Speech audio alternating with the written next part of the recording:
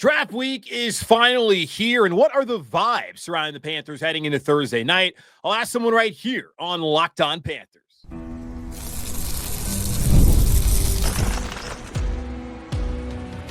You are Locked On Panthers, your daily Carolina Panthers podcast. Part of the Locked On Podcast Network, your team every day. Welcome into another edition of the Locked On Panthers podcast, a part of the Locked On Podcast Network. I'm your host, as always, Julian Council, talking Carolina Panthers with you every Monday, Tuesday, Wednesday, Thursday, and yes, of course, Friday, your team every day. That's our motto here on the Locked On Podcast Network. Thanks for watching the show right here on YouTube and listening wherever you listen to your favorite podcast. Be sure to follow me, Julian Council, over on Twitter and Blue Sky at Julian Council. We're typically on Fridays throughout the offseason. I answer your weekly Friday mailbag questions, but because the draft is later on this week, we'll not be answering mailbag questions this week, but next week I'm back answering your weekly Friday mailbag questions. And what you got to do is either at me or DM me over on Twitter at Julian Council or at me over on Blue Sky at Julian Council to get those questions in for next week's edition of the weekly Friday mailbag right here on Locked On Panthers. Today's episode of Locked On Panthers is brought to you by the all-new 2025 Nissan Armada.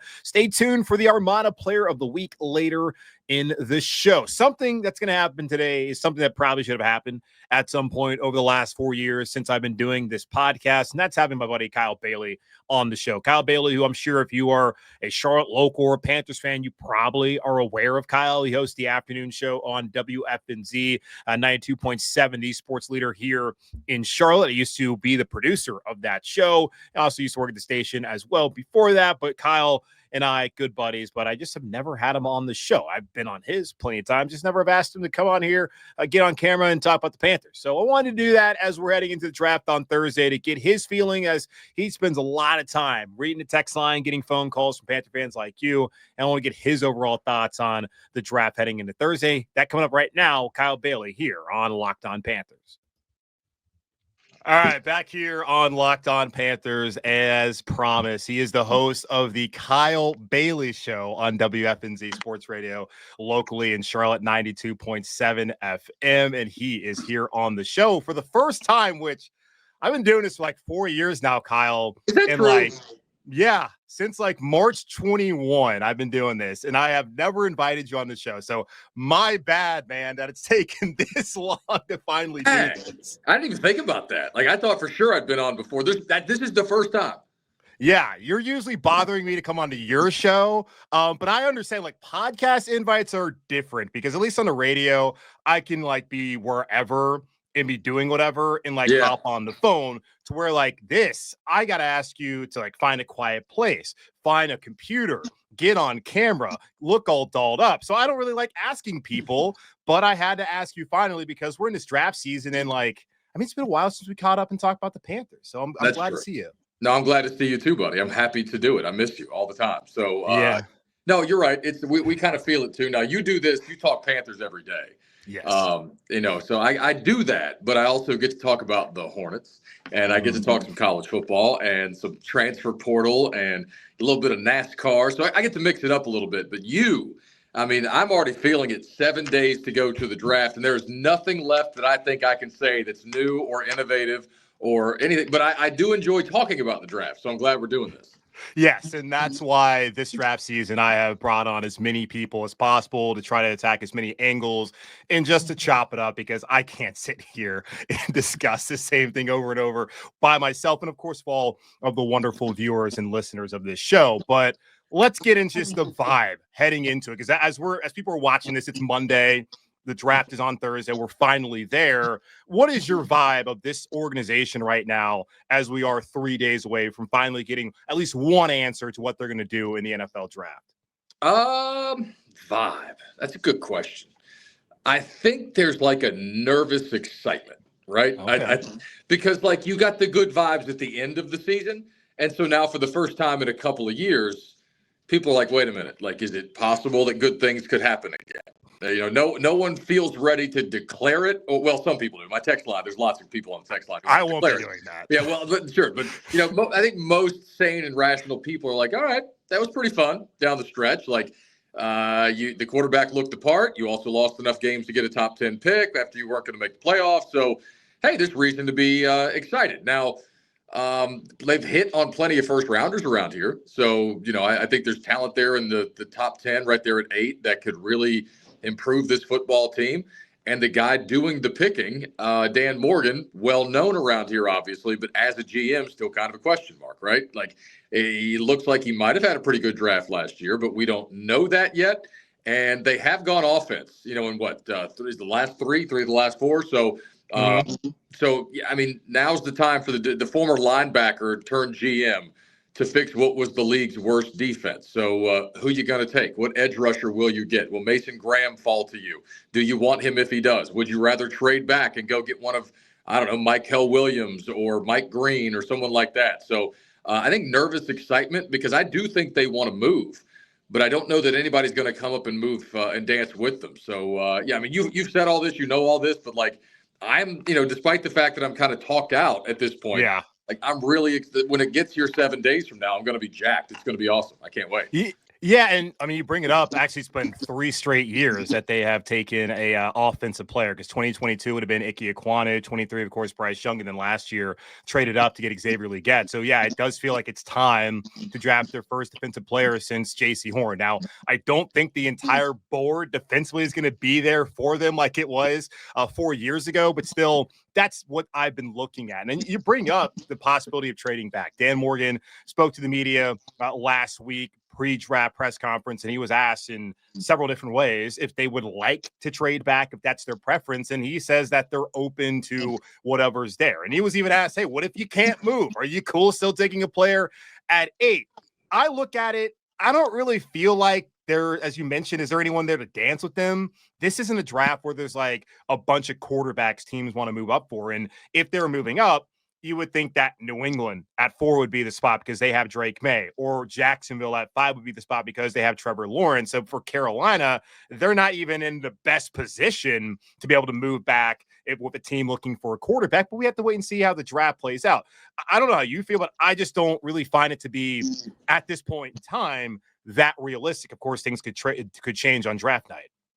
It could. I thought Mike K's suggestion, I talked to Mike a couple of weeks ago, but I think in one of his articles, he mentioned the possible swap with the Bears, where the Panthers end up with the 10th overall pick and they get their original second rounder back from the Bryce Young trade, which I think would be, that would be cool. Like if you could convince the Bears, hey, we really like Tyler Warren, and yeah, we need defense, but it's pretty deep. And we like this Warren kid. If you'd like him, and really it could be Ashton Genty, whatever. I don't know exactly what Chicago's looking for. The last mock I saw from Mel Kiper Jr. had them, I believe, taking Tyler Warren at 10. Yeah, I saw that one too. Yeah. I'm also a huge Tyler Warren fan. I didn't allow myself to get too hyped about him because you can't come off the league's worst defensive performance in a single season defensively ever and take a tight end top 10. As much as I would love to have him, let me amend that. I think you can, but boy, you better know what you're getting in rounds 2 and 3. You better be able to hit. Brock Bowers didn't even go top 10 last year, bro. Right. No, but listen, I think Warren's that good, and I think he could even be better. I'd love the kid. Sure. But I don't think they're going in that direction. So point is, yeah, I think you could entice maybe a team or two. I know Pittsburgh loves Shadur, but I don't know if that's a jump they're willing to make, given what they'd have to give up to go get him. So if I'm sitting here betting today, I think Carolina's picking at 8 because I just don't think there are enough trade candidates to move off of number 8. I'd love for it to happen. I'm teasing trade back if they want to. Well, how much do you like Jalon Walker? Because I like him a lot. Yeah, I'm a fan. It's like I talked to the Locked On Georgia host, Clint Shamblin, and he really had me kind of sold also on Mykal Williams, if that's a possibility, if they do indeed trade back. But Jalon Walker, to me, like the versatility and like the confidence, because I remember at his pro day, I brought this up multiple times now on the show. He talked about a lot of guys can be versatile, but not a lot of guys can do multiple things well. And he said, I can do that. So I love that. The leadership apparently that he displayed, where a lot of those Georgia Bulldogs who play for the Eagles, they talk about he could instantly step into their locker room and fit in right away. And he was the Buckus Award winner. Like you can talk about, his production's not great. They literally named him one of the best defensive players in college football last year, the college football voting body of the Buckus Award. So I'm a fan of that. Dan said that I said it, I guess, last week during his press conference that they see him more as an edge rusher. I find that to be intriguing. I would love to see him be utilized a similar way as Frankie Louvu. And I talked to Joe Person last week, and Joe kind of caught me up and corrected me on the whole Louvu narrative that's out there, that he could still be utilized pretty well. Jalon Walker could be in like a Louvu role, even if Jero Barrow's at DC, but that might not be the case like next year anyways. In 2026, I mean. Yeah, no, we played those comments the other day too, and I talked to a few other people who echoed that. I think Dan, like you said, Dan was like, hey, we see him as an outside linebacker in this system, like a Frankie Louvu. And I agree. I mean, I don't. Now, there are those that would tell you that Frankie Louvu left in free agency to go play in Dan Quinn's system because he thought it would open him up to get better numbers. And after the season they had last year, I guess he probably has a case. I do think Ejiro Evero will adapt. I think with a better overall defense, more talent, I think there will be plenty of opportunities for a guy like Jalon to really make an impact right away. He's also just the alpha dog of the Georgia defense. And like I've said, a couple of times this week, and I know you know the same thing. I mean, Philly just won a title. With basically just collecting Georgia defenders. Jordan Davis, N'Kobe Dean, Jalen Carter, an absolute monster. And there's another one I can't even remember right now. Right. So, I mean, you cannot go wrong with Georgia defenders. And if you're getting the alpha dog of a Kirby Smart Georgia defense, who's also a North Carolina kid, I talked to his dad. I had Jalen's dad, Curtis, on my show like 2 weeks ago. Oh, nice. Yeah, he was awesome. He's a former All-American at Catawba, coached at Catawba for like a dozen years. Really nice guy. Great conversation. Check out the podcast if anybody wants to check it out. But he was really good. And he did grow up a Steelers fan, but, he grew up down the road in Salisbury, and I think it would mean a lot for them to play. And I think, just on top of all the reasons to draft him as a football player, it would be an amazing story and all those things. And so I like the kid a lot. And I hope they get a chance to draft him at 8, though there's recent reason to believe, I guess, that there's some teams in the first 7 that might really like him. So I've seen him mocked again as high as 5 this week. Yeah. I mean, I even heard New England apparently is interested. Someone hit me up on the mailbag like 2 weeks ago that was bringing up the Boston Sports Journal. Apparently was talking about how the Patriots like him. And I do think, having been in Tennessee and covered Vrabel when he first got there, his first couple of seasons, like he definitely is the guy who would fit in with what Vrabes wants to do. And in Jacksonville, and they're a team that took a Georgia defender, #1 overall, a couple of years ago, in Jalon Walker. It was the wrong pick because, I mean, Aiden Hutchinson's way better, but it worked out for both sides as far as the Lions and the Jags. But he's a guy who's exploded, and he's a really good player. And maybe they look at that, knowing that their defense also was hot garbage last year. And maybe they want to add another edge rusher, even though they have Walker, they have Josh Hines Allen as well. Let's take a quick pause, and we'll talk more looking at at 8 and looking at the rest of the draft here in just a moment on Locked On Panthers. Did you know your Fire TV is also an Xbox? Turn any TV into your gaming and entertainment hub with Fire TV Stick 4K devices. No console required. Just grab your paired controller, subscribe, or sign in to Xbox Game Pass Ultimate with EA Play included, and you're ready to play. Dive into hundreds of premium titles from EA Sports College Football 25, the Call of Duty Black Ops, and Avowed as easily as you stream your favorite shows. It's gaming made simple, and it's all on your Fire TV. With 4K streaming, watch more than 1.5 million movies and TV episodes from your favorite subscribe services like Netflix, Prime Video, Disney Plus, Max, and more. Play high-quality Xbox games at a fraction of the cost of a console. Already have a console? A Fire TV Stick 4K device is more affordable and easier to travel with, allowing you to take your and your kids' games wherever you're plugged in. Head to Amazon.com/Fire TV Locked On to get started. Xbox Game Pass Ultimate subscription and compatible controller required. Available on select devices, including Fire TV Stick 4K 2nd generation, Fire TV Stick 4K Max 1st and 2nd gen, and Fire TV Cube 3rd gen. All right, back here on Locked On Panthers, Kyle Bailey of WFNZ, the sports leader here in Charlotte for like 30, 40 years. Been a long time. 30 years, my guy. Yeah, crazy. And you were talking about it too earlier, as far as is it finally the time Carolina gets their ish together, especially under David Tepper since he bought the team. This team has not really come close to sniffing the playoffs aside from 2022, which is kind of crazy how that season started and how it ended. And then what didn't happen after the season as far as Steve Wilkes not getting the job. Have you seen a playoff team here, covered one at all in Carolina? One. 17? 17. Yep. All right. That was it. It's been all downhill ever since then. It was, matter of fact, it's rough because at some point, a few years ago, somebody was like, wait a minute. Are you the reason? Did you? And I was like, no. I got to cover a playoff team. Then David Tepper got here. So things changed about that point. But yeah, it's been I just want it. So like, I'm just, I want to see it. We need it. The city needs it. You need it. Things are going great. WFNZ listeners are awesome. We have great listenership. We put up great numbers in 2024. But I think a lot of us are tired of that being because everyone's so angry and despondent and, wanting to scream about firing the coach or the owner or drafting the wrong football or the wrong quarterback. Like, let's have big conversations and big audiences every day on FNZ because they're good. That would be do. So I don't know if you have it, but like every year it feels like we have, August, September, big bump, and then the October drop after the team starts playing terrible and people are like, you know what? We're tuning out. So we got a taste of it. We got a taste of it last year. That was the thing, though, is that like you're right. But come about I think it was, what game was it? It wasn't after the Bengals game. Who'd they lose to after the Bengals game? Was that Dallas? Chicago. Okay. It was about that point where I think a lot of us were starting to feel like, okay, this Week might 5. just be Week 5, Kyle. Yeah, I know. Like this might just be a really long, painful ride to the end of this. And there were conversations about, what can you trade Bryce? How much does he have any value left? What are they going to do? We got to start. Is Cam Ward? You got to draft Cam Ward. That's the answer here. He's got swagger. And so, at that point, though, it was like, this might be a really rough run to the end. Kind of like hosting the Hornets pregame show this year. Lord. But but then, of course, you got Bryce back out there in Denver. And it was at that point where I remember coming in the Monday after the Denver game. And I was like, guys, hear me out. I think he looked better. Like, I think he looked better. And there was like, and there was like, you idiot, he didn't look better. Like, look at the numbers. They lost. Like, no, I think he looked better. Like, I think the footwork, he looked calmer. Like, there were some misplays out there, but let's just see. And then they go win 2 games. And it's like, all right, well, what do we have here? And then he keeps playing better. So, we started to come out of it. And that's why when you asked me to start the podcast here, it was like, what are the vibes? Nervous excitement.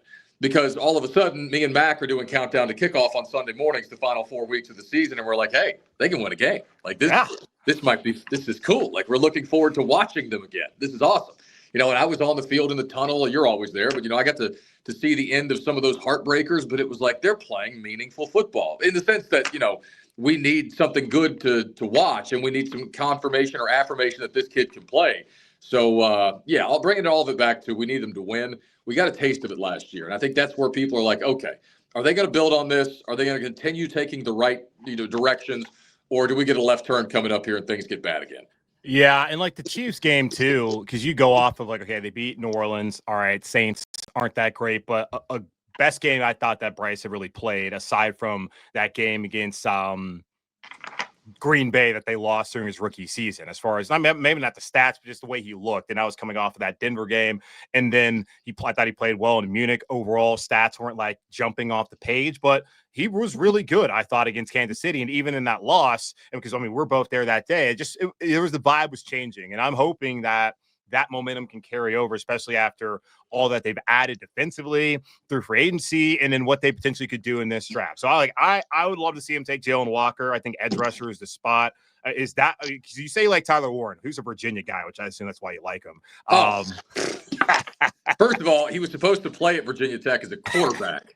And then he ended up going to Penn State and played tight end. That's as most kids from the state of Virginia do. They decide we don't want to play at Virginia Tech. We're going to go play for James Franklin and Penn State. Why do you say things like that to hurt Brandon Smith's one of them, even though, he didn't really but that's play what well. Brent Pry was hired to do, to stop it. They hired him off of Penn State staff to stop that stuff. And he kind of stopped it, but they got to win more games. Stop it, man. I hate you for this. You know what? Time out. You know why I hate you for this? Because it also reminds me of like a little like less than a year ago where everybody's like, hey, KB, you excited about your Hokies? They're dark horses to make the playoffs. Love them in the ACC title game. And I'm like, yeah, I like them too. But, it's been a lot of heartbreak the last 10 years. I'm not buying it yet. And everybody but me was like, hey, dude, I think they're going to be really good. They're going to be really, really, really, really good. And I'm like, man, I hope so. But I've seen this before. And so now we look up, they were 6-7, 7-6. And they're going to get like 5 dudes drafted off that team. Like 5 dudes are going to get drafted off. Not just, Bashal Tutin Antoine Powell-Ryland, Aeneas Peoples, Jalen Lane. Like, I love Jalen Lane for the Panthers. Okay. On day 2. I love Jalen Lane. He's a Clover, South Carolina kid from the area. He qualified as a local visit for the Panthers when he went to go see them. He runs a 4.3 40, and I don't think he was utilized enough. Like, not to pick on Kyron Drones, but he didn't have a great season. He also got hurt. They were running a bunch of quarterbacks in and out. With a better quarterback situation, I think Jalen Lane has a monster year at Virginia Tech. He can fly. And again, local kids. So, I mean, we know a lot about him. I think if they're in a position to take him, looking for another speed guy who can help you there, I would love to see Jalen Lane in a Panthers. Make sure to tune into Locked On Hokies with Kyle Bailey on YouTube and wherever you listen to your favorite No podcast. such podcast exists. I have looked into it. No such podcast exists, my man. Oh, man. I will say, before we get into, because there's something you said that I do want to go off of. I did ask you at training camp how good you thought this team was, and I was asking how talented were they? Because I understood they had all these guys coming back and all that. And you said, okay, they're not as talented as some like the vintage Virginia Tech teams. And when I heard that, I was like, all right. I mean, I wasn't really buying to the hype. I'm also kind of a hater, but I was like, okay, we'll see. Then I don't need to necessarily buy in it completely. But you were right about Miami not making it, because I was like, there's no way. Like, this is the year, right? We do it every year. This has to be the year. And no, Miami loses 2 games that they had no business losing at the end of the season. But you talk about receiver. And Dave Canales believes that they have their future wide receiver 1 in Xavier Leggett. And it is smart when you think about, like, okay, last year they spent a lot of time trying to bring in receivers. Obviously, the thing with Deontay Johnson didn't work out in the end, but it was a good effort. They brought in Leggett. They got a nice diamond in the rough there in Jalen Coker, brought in David Moore, who had been here briefly, but he had his best season since he left Seattle originally to come to Carolina. And they're in a good spot with their top 4, counting Thielen coming back this upcoming season, and 2 young guys, in particular, a guy he took in the first round. So it does make sense to be a little patient and give him a chance, especially when the entirety of the offensive line comes back. You got Chuba Hubbard, and you added Rico Dowdle. So the rushing attack, I think, should be better than it was a year ago, and you're not completely relying on like all the outside talent. That being said, I still need to see an addition in this draft. And you talk about Jalen Lane. I know the guy from Iowa State, a lot of people are high on. I can't remember his name. Higgins or Noel? Is either Jaden Noel. Higgins? Okay. Yeah. The one who's Noel is the one who's a slot receiver. I would think that maybe they got to get a safety. That's something they're going to do. I think that's happening day 2, maybe at 57. But I think receiver, man, at 74, I think that kind of makes sense. Yes, 100%. I mean, the right receiver at 57 makes sense to me too. Sure. But this class is also so loaded along the defensive line that if they double down and take like a TJ Sanders out of South Carolina at 57, I won't be upset about it. Give me anyone from South Carolina after watching what they did last season.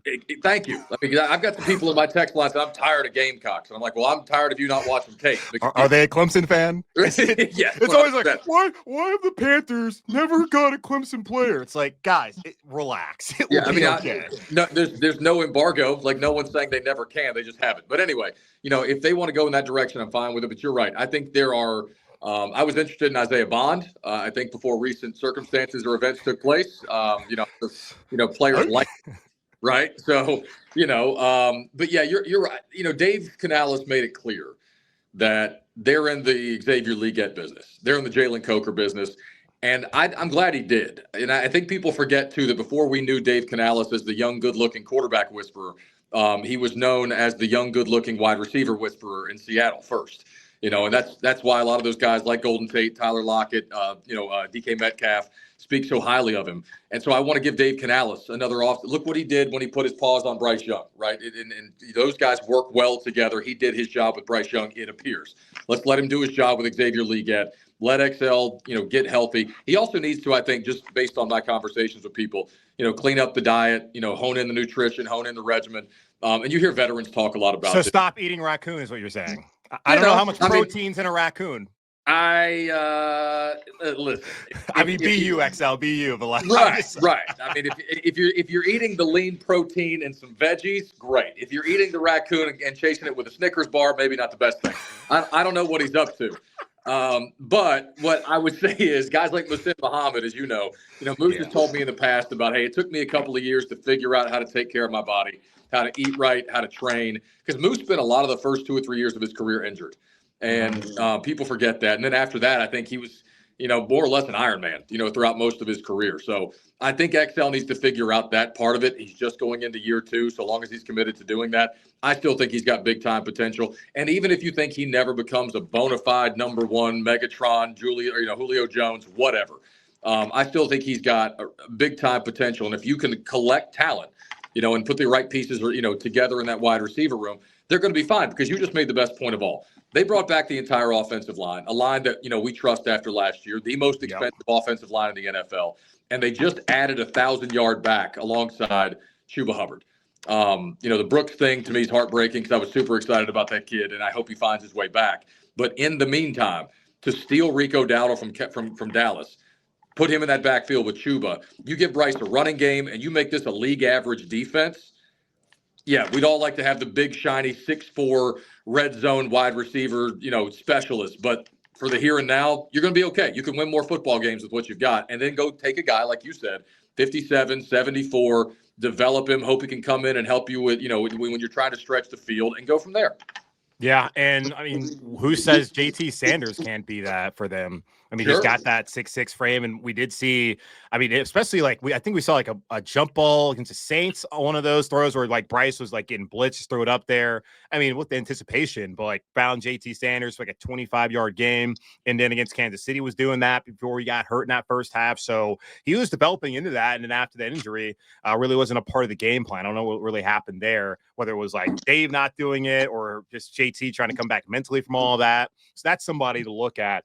I'm wondering, like, this kind of last thing I got for you, because I think corner they could add there.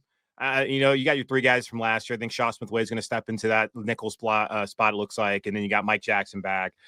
Defensive line, especially interior, they're probably good. I mean, if they want to add another pick, that's totally fine with me, because you can never have too many of those guys. Safety, yeah, they're going to add there. And, I mean, who they'll take, I don't know. They're probably taking somebody at 57 just based off of the sheer numbers and what they've said in the past. But they looked ahead last year. No one expected them to take a running back, I don't think. And linebacker with Shaq Thompson in his final year, in all likelihood, when we're going to last season, and then looking at Josie Jewell, you knew who your linebacker was going to be. But they took Trevor Wallace. So 2 picks there in the first 3 rounds were picks that you weren't expecting to necessarily have major impacts this past season, and injuries were a reason why, of course, Trevor Wallace had it. But like offensive tackle, Taylor Moton, last year of his deal, and they decided to sit on that $31.3 million cap hit. They're going to take care of Icky, whether it's an extension or it's going to be the 5th-year option. Like, he's here to stay.